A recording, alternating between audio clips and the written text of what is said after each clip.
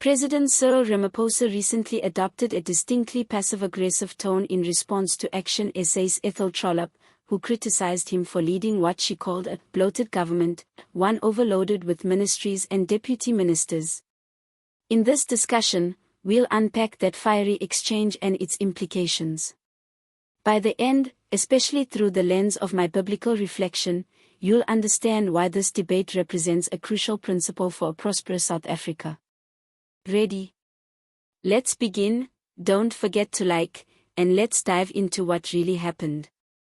Before analyzing the clash itself, let's revisit what President Ramaphosa said back in 2018. Development and transformation, he declared, depend on a strong and capable state. It is critical that the structure and size of the state are optimally suited to meet the needs of the people and ensure the most efficient allocation of public resources. He went on to promise that his administration would begin reviewing the configuration, number, and size of national government departments.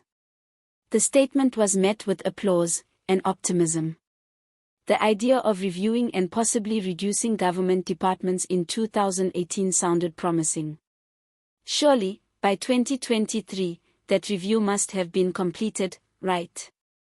Well, let's look at what happened in 2023. Ramaphosa announced, "We are establishing 2 new ministries." The first, he said, would be a ministry for electricity, meant to address the immediate crisis of load shedding. The second would be a ministry of planning, monitoring, and evaluation intended to focus on government performance. Although he admitted that this would temporarily increase the number of ministries, he assured citizens that both the presidency and the National Treasury had been instructed to develop a proposal to rationalize departments, entities, and programs for greater efficiency.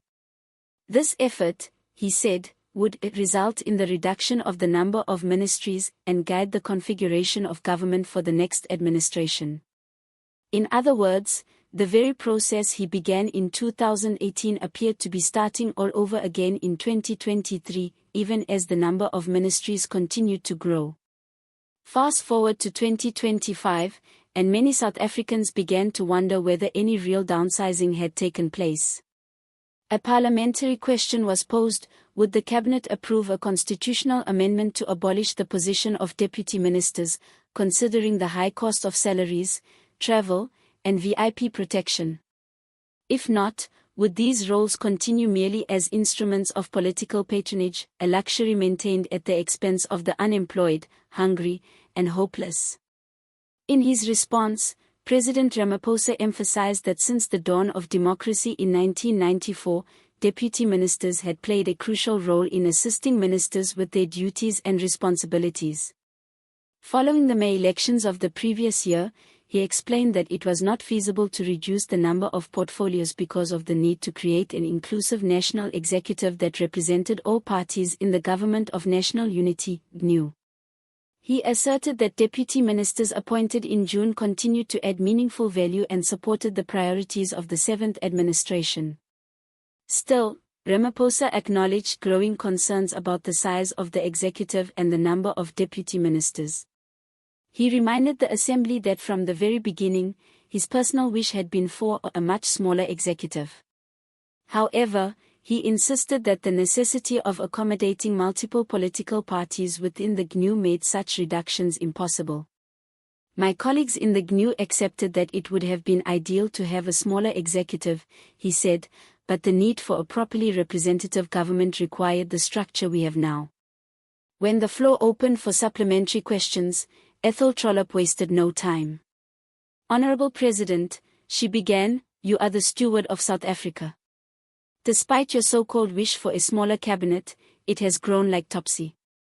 You didn't cut ANC positions, you simply added GNU ones."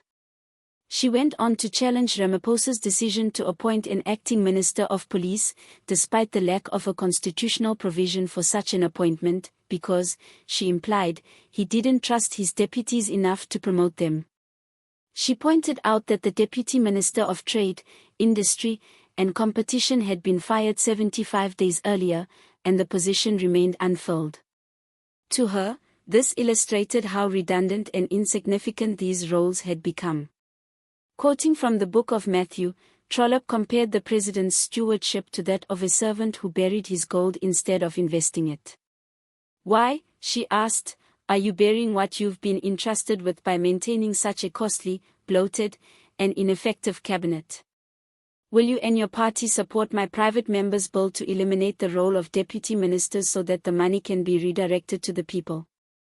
She concluded with a challenge: "Will you support the bill if you truly want a smaller cabinet?" Ramaphosa's response came with a measured tone and a hint of irritation. "What Honorable Trollope is saying sounds like a threat," he began. "However, rather than say I don't respond to threats, I will say this: I would like to look at that bill. Please forward it so that we can examine its contents." He went on to insist that he did not view Trollope's remarks as hostile but rather as a meaningful contribution. He reiterated that the size of the current executive was a direct result of post-election negotiations among 10 political parties that had formed the GNU. "Ideally, Honorable Trollope," he added, "I would want a much smaller executive. But this is the structure we agreed upon." Following this exchange, Action SA formally submitted its proposed constitutional amendment bill to the president, at his request.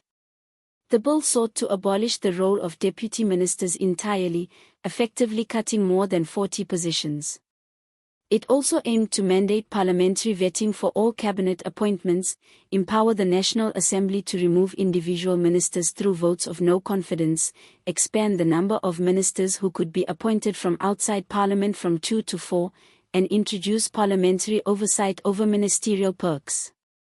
While such reforms might sound promising, the implications are complex. Allowing Parliament to remove individual ministers could blur the separation of powers. Ministers are, after all, the president's appointees. It might seem appealing when the president is unpopular, but the same rule could become problematic under a strong, capable leader. Predictably, political responses to the proposal varied. It's unlikely that Ramaphosa or the ANC would support the bill.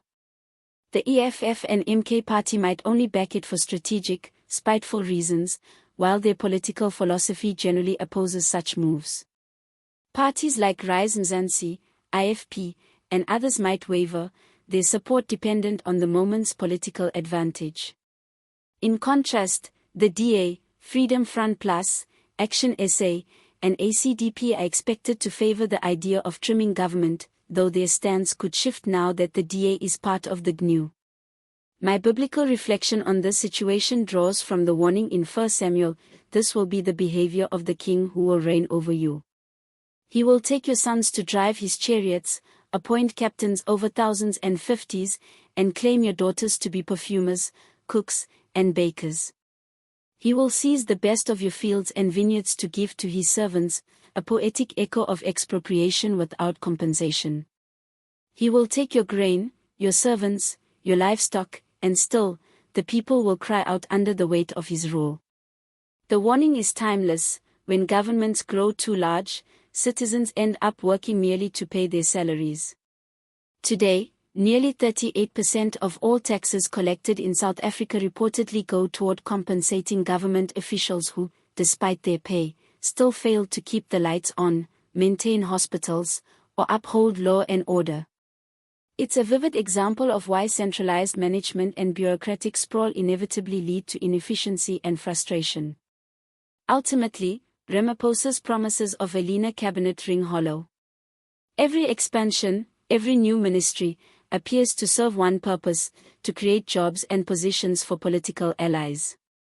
This is the method of operation. And as scripture teaches, no man can serve two masters. He will either love one and despise the other. You cannot serve both God and Karl Marx. And so, as this political theater unfolds, we're left with one clear truth: the bigger the government grows, the smaller the prosperity of the people becomes. Let's make history together, and learn from it. Cheers.